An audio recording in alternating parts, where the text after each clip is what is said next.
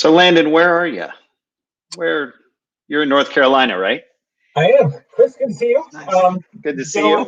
Yeah, I'm in Charlotte, North Carolina with the entire Ekos team still, unfortunately, mostly remote. I think we've got a couple people starting to trickle back, if they've got especially annoying kids at home. But yeah, we're mostly remote. And how about you? Sonoma, California. It is actually a blue sky day today. It has been so smoky, really a disastrous year for the wine industry. I mean, forget the pandemic and what's next. But we got blue sky day today. So spirits are bright. Yeah, small wins. Well, the sitcom of 2020 is not a fun one. The sitcom of 2020. Yeah, well said. Well said. Well, I'm excited to do this with you. This is going to be great. Yeah, absolutely. With 431, we'll go ahead and get into it. Maybe we'll start a little bit slow and we'll get going with some introductions. So to everyone out there, good afternoon. Thank you for joining us. We are thrilled to be here today and really appreciate you all taking the time. Hopefully, at this stage, the topic of e-commerce does not feel completely foreign. As many of you can probably attest, the e-commerce channel, broadly speaking, has been a pretty key indicator in understanding why some breweries have survived and some even thrived during all the chaos of COVID. So here to help share some insight as an expert in all things e-commerce and direct consumer is Chris Towt, CEO of VineSpring. First, though, is a bit of background on me. I'm about a year in my time at Ekos as Director of Strategic Partnerships. In that role, I am working to build and manage partnerships programs to better support our customers and the industry as a whole. On top of that, I also help to source and execute on integrations into our platform. And with that, I'll turn it over to Chris and let him introduce himself. Thanks, Landon. Yeah, Chris Towt. I'm a veteran in the wine industry. My wife and I have been in the vineyard and wine business for some time, which led me to launch VineSpring in 2011. I'm a co-founder of VineSpring. We're currently serving more than wineries. We serve the entire beverage alcohol space, including breweries, distilleries, and cideries. So it's a natural partnership here with Ekos. I love teaming up with you, Landon. And looking forward to this presentation and seeing what people ask. Yeah, thanks, Chris. So as I mentioned at the beginning, and as Chris kind of alluded to here, hopefully discussions around e-commerce don't feel completely new at this point. But while the industry has spent a lot of time implementing what I would call foundational elements of e-commerce, curbside pickup, even online storefronts, today we want to talk about taking a more advanced leap into other direct-to-consumer or DTC channels. So, as a bit of background, hopefully many of you saw the study that the Ekos team recently produced about technology adoption in the beer and wine industries. I believe Andrew shared the link in the Facebook group associated with this presentation, so you all can find that study there. Anyway, historically, online sales in the beer industry have made up less than 1% of total revenues, even after posting pretty strong gains in 2019. With the onset of COVID, however, adoption of e-commerce completely exploded, and businesses had to find a way to connect with their customers. Ekos research conducted in the summer and contained in the study that we shared shows that 56% of breweries in the US and Canada are selling online, and that number is growing every day. 56% is a vast improvement from where we were, but it does still leave a lot of room for growth. So in that study, we found that 1 in 3 breweries overall offer some kind of delivery, with medium and large breweries, presumably as a result of more resources, leading the way. So among those breweries offering delivery, roughly 87% are handling the deliveries themselves rather than leveraging an outside party. Now, of course, local and state regulations do play a role here, so please check with your local authorities to determine what's allowed in your area in terms of shipping. Additionally, roughly half of breweries and cideries offer e-commerce with curbside pickup, which of course has much lower barriers to entry than delivery. Now, This webinar is largely intended to help you evolve your business and separate yourself from the industry. But if you are watching this and you have not yet implemented curbside pickup or even online stores, candidly, you are already a little bit behind. Diversifying your sales channels will only help your business, pandemic or not. So we would encourage you to, at the very least, keep pace with your peers. Although, again, today we're going to talk about how you actually advance beyond much of the rest of the industry. In that vein, online ordering, delivery, pickup, and even shipping are now they're simply expected from your customers. Search for beer delivery and alcohol delivery increased significantly in March and is continued to remain steady at 2 to 3 times pre-pandemic levels. So when looking to make purchases, your customers will first go to your social media and your website to get the most up-to-date information about how to get your beer or your cider or your other products. And this means you must use every sales channel and every social media platform available in order to get your product to your customers, and more importantly, to keep them coming back. So with all of that as background, I'll hand it over to Chris and let him talk about implementing some of these strategies.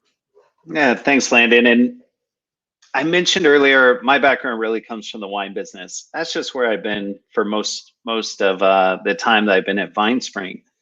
And I failed to mention, VineSpring is a beverage alcohol e-commerce platform. We really specialize in clubs and allocation-based features that can be summed up into a subscription type service. So VineSpring caters that software to a wide array of wineries, breweries, and distilleries. Today, I'm going to focus just on breweries and some of those unique aspects that maybe wine has been able to take advantage of, for example, shipping for a long, long time. Breweries are honestly just getting into that, and the rules are becoming a little bit less stringent for breweries. Let's go to the next slide there, Landon. So DTC sales channels. Wineries have relied far more on shipping sales models than in-person / tasting room, tap room models. You can be a small craft winery and ship 90% of your product to almost all 50 states. You just can't do that as a brewery. Moreover, wineries, they produce in 750 milliliter bottles. Breweries produce in smaller bottles quite often. But being able to sell online for that local delivery, that curbside pickup, that's the thing that's just exploded here during COVID. And now I would love to see it continue to embrace the rules that are already afforded to you for perhaps shipping in your state or out of state. So interstate and intrastate shipping, I've got a little chart here on the right that I grabbed from a UPS website. Landon put a link that you'll be able to see in this presentation, perhaps in the chat or at the end, but it'll be a link to this UPS page. And it's super valuable to go out and look, where does UPS ship?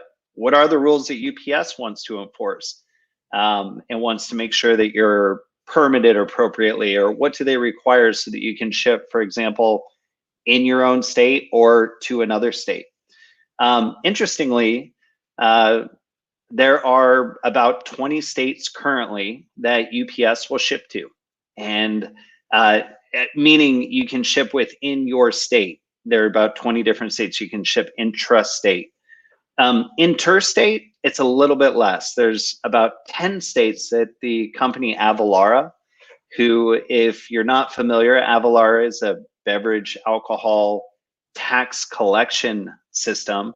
They also have an arm for compliance, and they're doing a wonderful job of posting information about the changing laws about beer compliance. Another company you can turn to, Ship Compliant.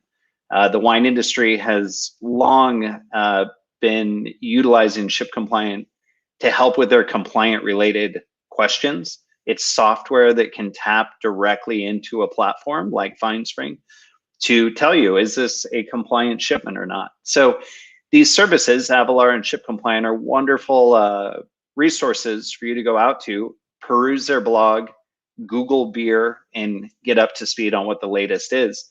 But it continues to expand, and that's really, really exciting.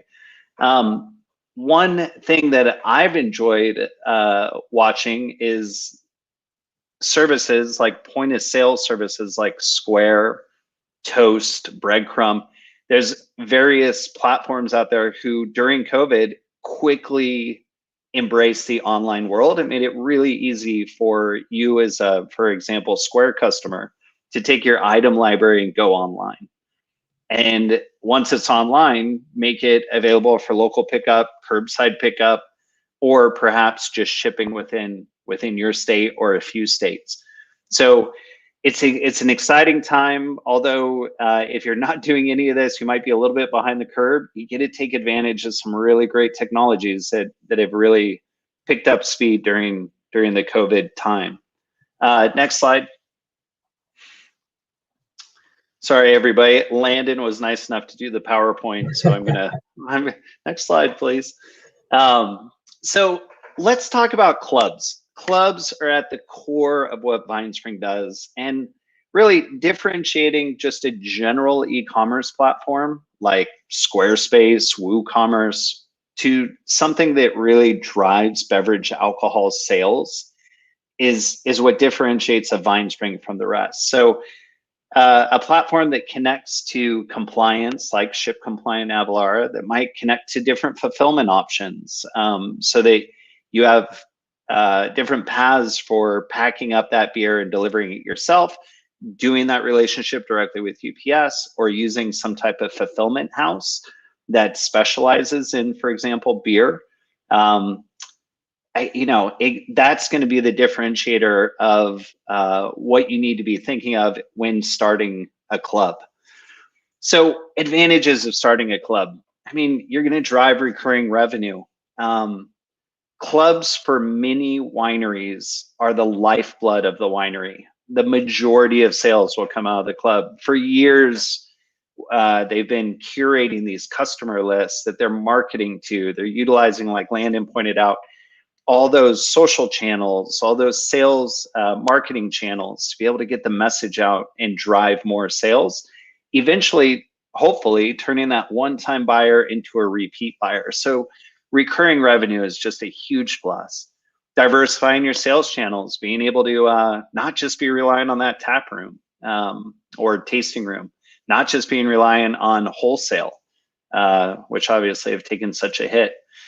Connecting more personally with your customers. I mean, it's a wonderful feeling when you get a club member. It's like a member of the family. Your brother just married somebody wonderful. You're bringing this person into the family. Club members really feel that way, and you get to treat them on a much more personal level because, again, they're repeat buyers, not one-time buyers. You get to control the customer experience. Think of when you're launching a club, what you're going to be offering them that's unique and special and different from maybe other offerings that everybody else gets. Being in the club, you get to curate. One of the models is to curate product for those club members. And then, of course, all of that's going to lead to brand loyalty. All of it's going to increase brand loyalty from those customers who, the power of referral. Hey, I love that brewery. Oh my gosh, did you know? I'd love to try that, Imperial Stout from so-and-so. Well, did you know they ship? Unbelievable. Like, I'll order it right now. So really good reasons to start a beer club. Next slide.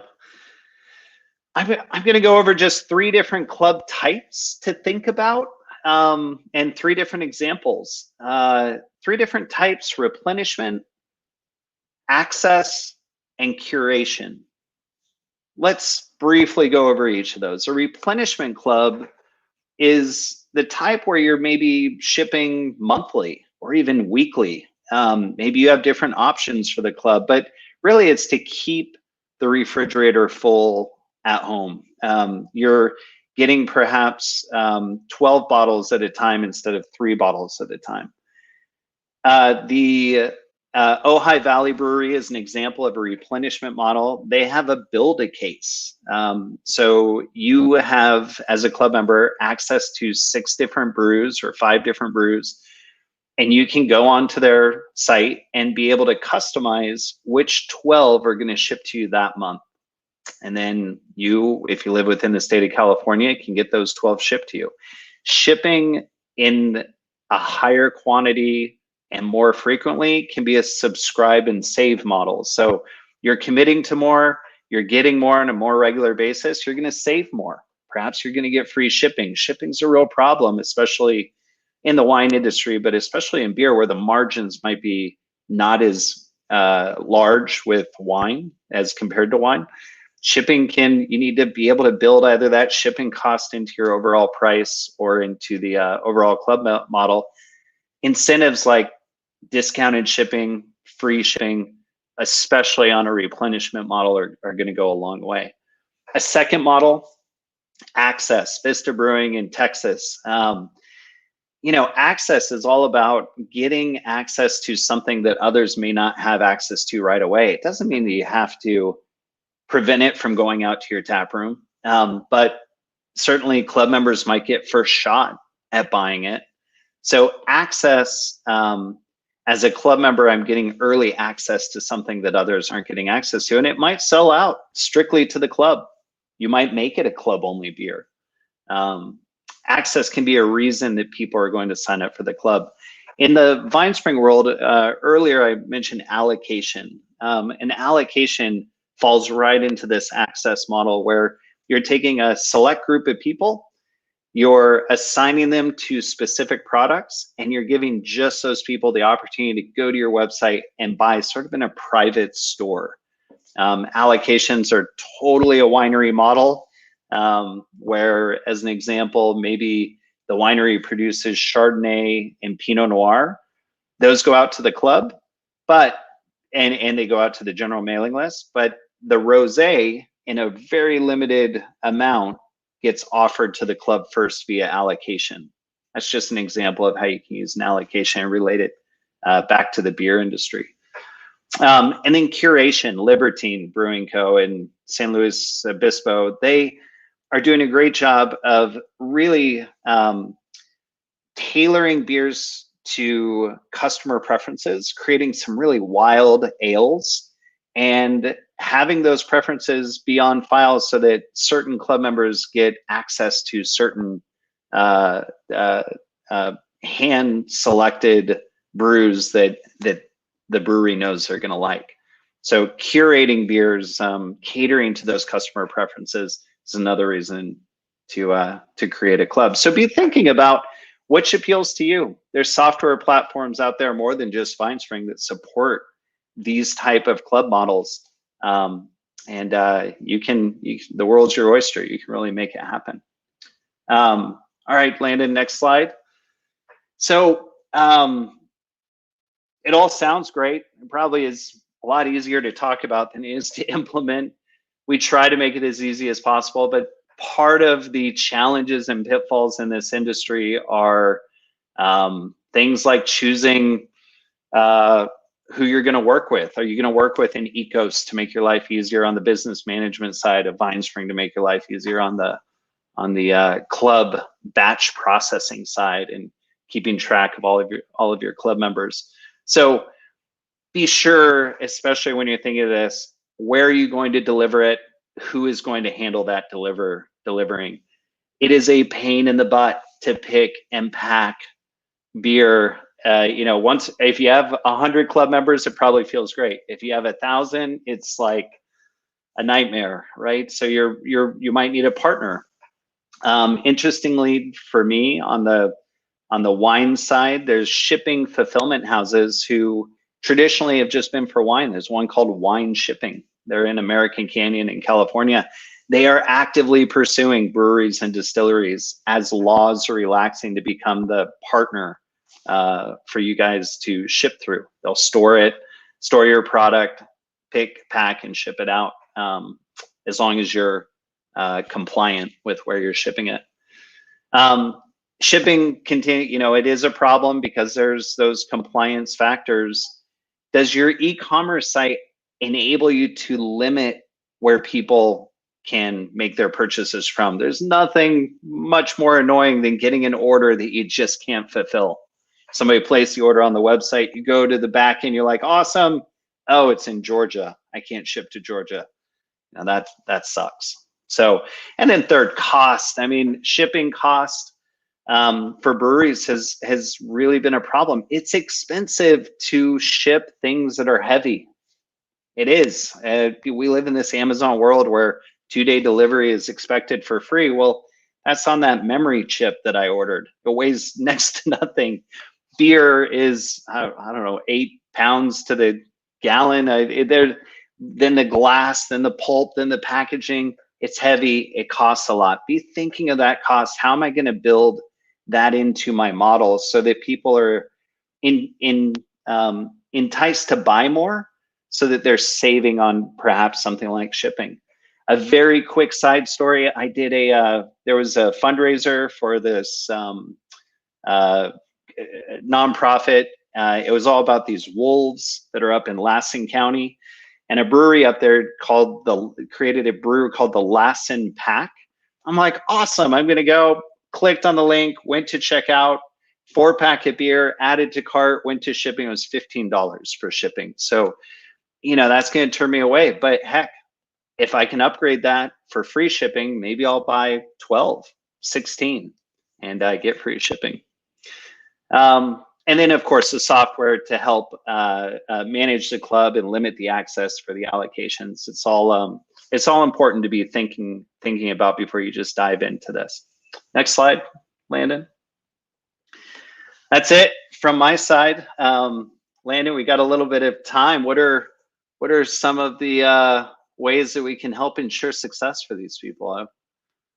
What do you think? Yeah, so I think you bring up a really good point. And for those listening, Chris and I met probably 10 months ago, and we stayed in contact. But it was really during the pandemic, the onset of the pandemic, that we started to work more closely together. And after kind of trading war stories, if you will, on the disruptions to the beer industry versus disruptions to the wine industry, we realized that there was a lot. The beer industry has experienced unbelievable exponential growth over the last decade. The wine industry has been relatively stagnant now for decades, with an S.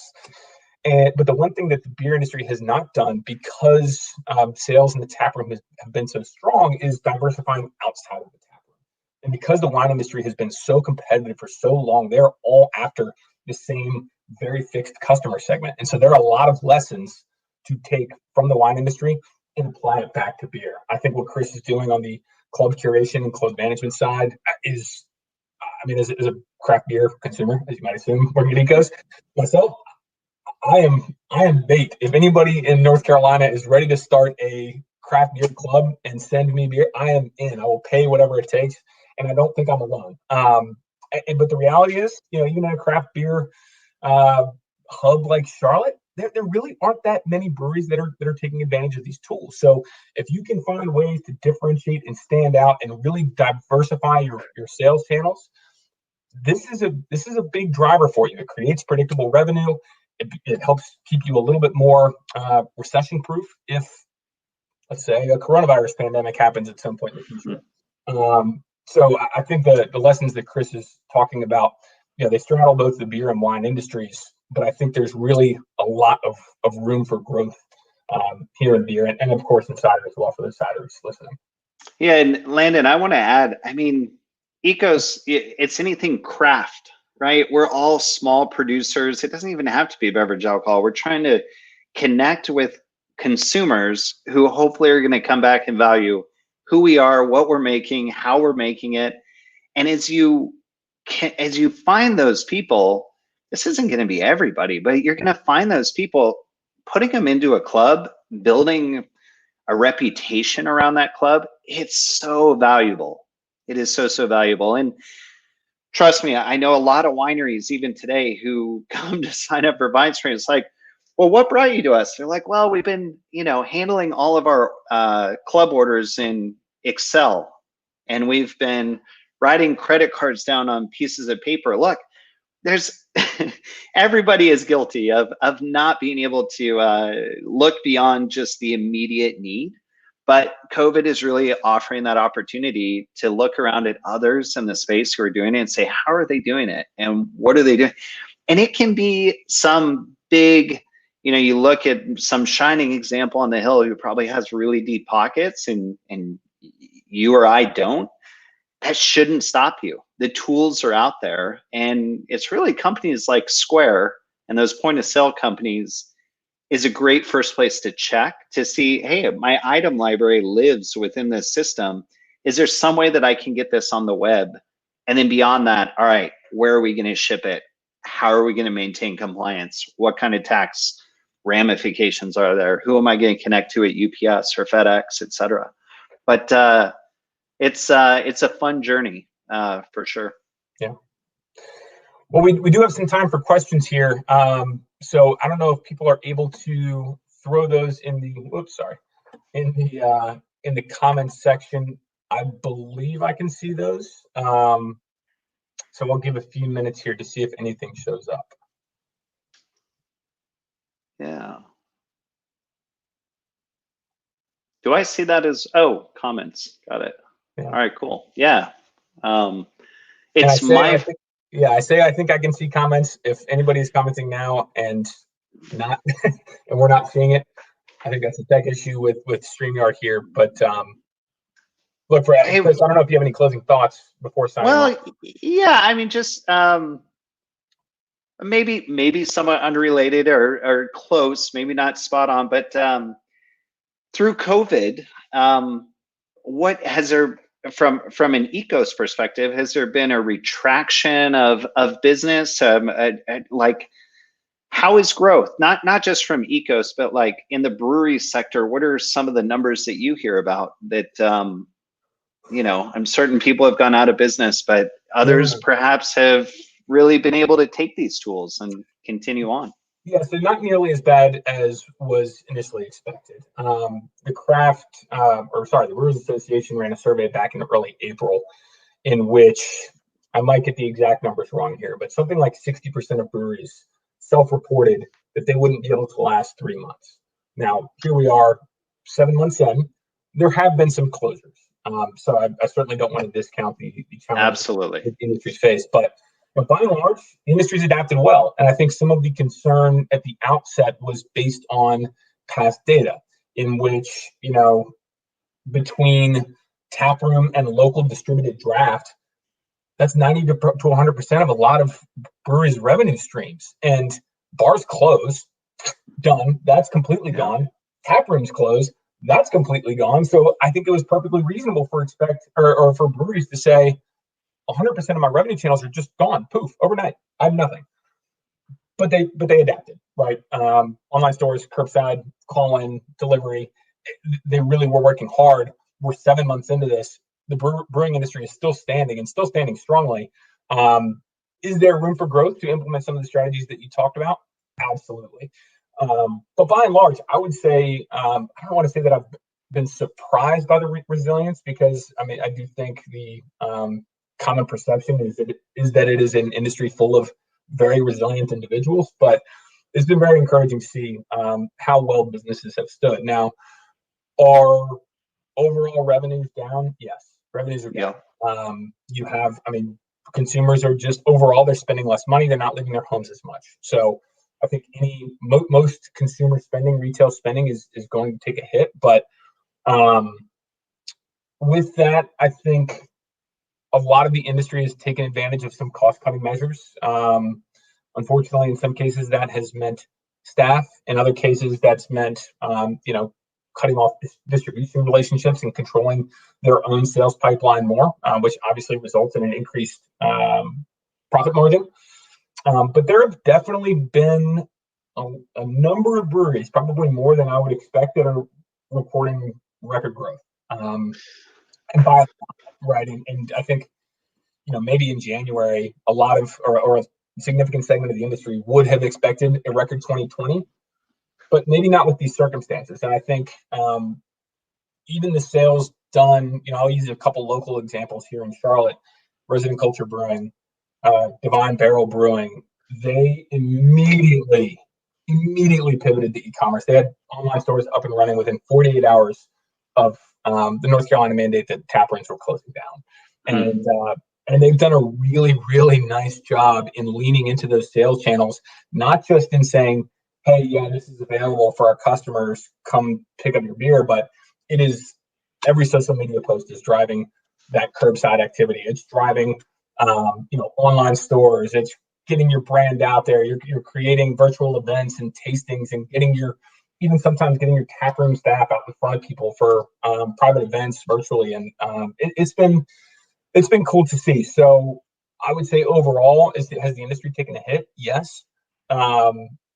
Less of a hit than I would have expected. Yes.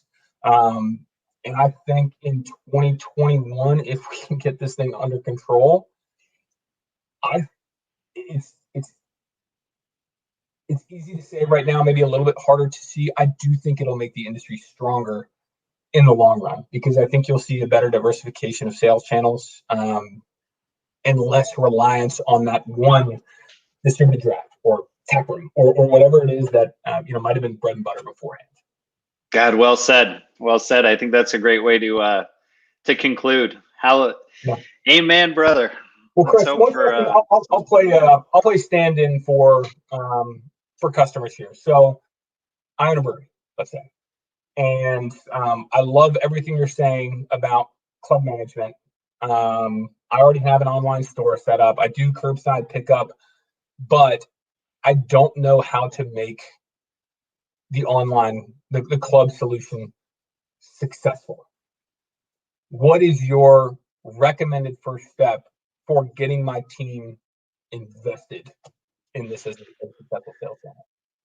So it's starting slow. I think it's a big misnomer to try to just go to like Google advertising and say, I got a beer club. That's never going to work. It's all about the personal connection. And those people who are picking up curbside, who are in your local community, are the ideal people to start building your club from.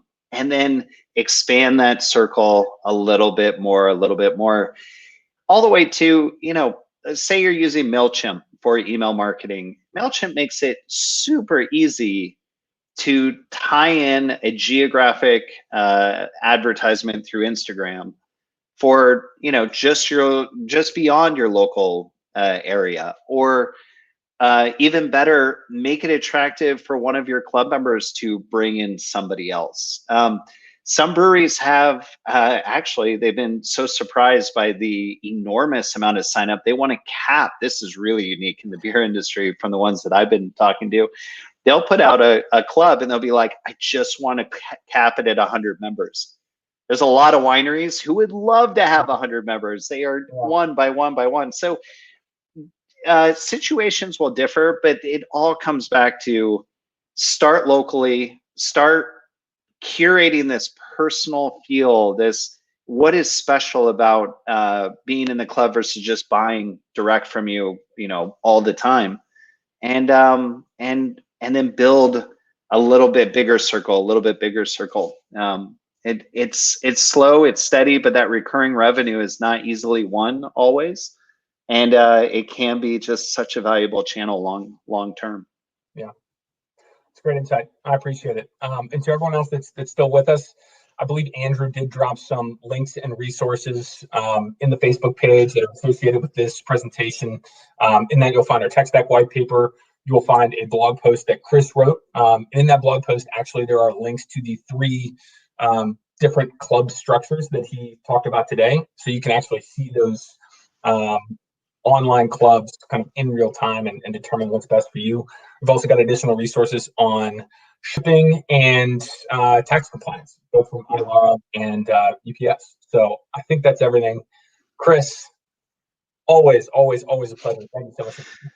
Always good to see you, Landon. We got to do it. Hopefully we'll see each other again. You mentioned where we met back at the Unified, and it's hard to believe that was 10 months ago. It feels like years ago because of this pandemic, but let's get through it. We'll get through it stronger together, and thank you. Absolutely. Thanks, Chris. Take care. All right, see ya.